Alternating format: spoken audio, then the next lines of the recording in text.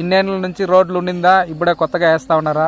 మా తాత వాళ్ళు వచ్చి 35 ఏళ్ళు అవుతా ఉంది, 35-40 ఏళ్ళు అవుతా ఉంది ఇటుకి వచ్చి, ఈ ప్లేస్ కి వచ్చి.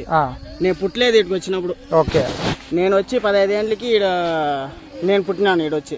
మీ తాత వాళ్ళు ఇక్కడికి వచ్చిన 15 ఏళ్ళకి నేను పుట్టినాను. ఓకే, 35 ఏళ్ళుగా ఎమ్మెల్యేగా టీడీపీ గవర్నమెంట్ ఉంది మా ఊర్లో. కానీ మాకు రోడ్డు లేదు, మమ్మల్ని పట్టించుకునే వాళ్ళు నాదోడు ఎవరు లేదు.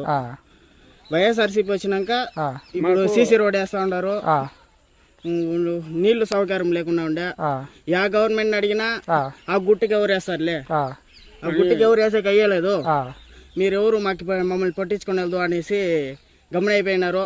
మేము ఈసారి 5 ఏళ్ళకు ముందు వైఎస్ఆర్సీపీకి ఓటేసి వైఎస్ఆర్సీపీని గెలిపించుకున్నాము.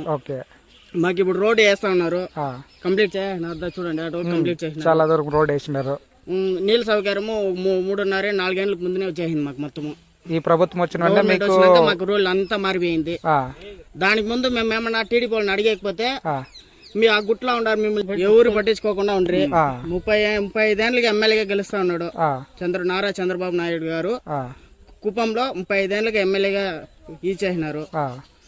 కానీ మాకు భరత్ అన్ని ఈసారి గెలిపించి మాకు అన్ని సపోర్ట్ గా, గెలిపికి ముందునే ఇన్ని సపోర్ట్ చేస్తాను, గెలిపిస్తే ఇంకా బాగా సపోర్ట్ చేస్తారనేసి మేము కోరుకుంటున్నాం. ఈసారి వైఎస్ జగన్మోహన్ రెడ్డిని గెలిపిస్తాము, కుప్పంలో ఎమ్మెల్యేగా భరత్ అని గెలిపిస్తాము అనుకుని మా వాళ్ళంతా ఫుల్ గా క్లారిటీగా ఉన్నారు, పక్కా క్లారిటీగా ఉన్నారు. సో మీరేమంటున్నారంటే ఒక ఎమ్మెల్యేగా కాకుండానే భరత్ అనే వ్యక్తి ఇన్ని మంచి పనులు చేస్తా ఉన్నారు కాబట్టి గెలిపిస్తే ఇంకా ఎన్ని మంచి పనులు చేస్తారు. ఓకే, సో మీ నమ్మకం నిజమవ్వాలని మేము కూడా దేవుణ్ణి కోరుకుంటున్నాం. Thank you very much.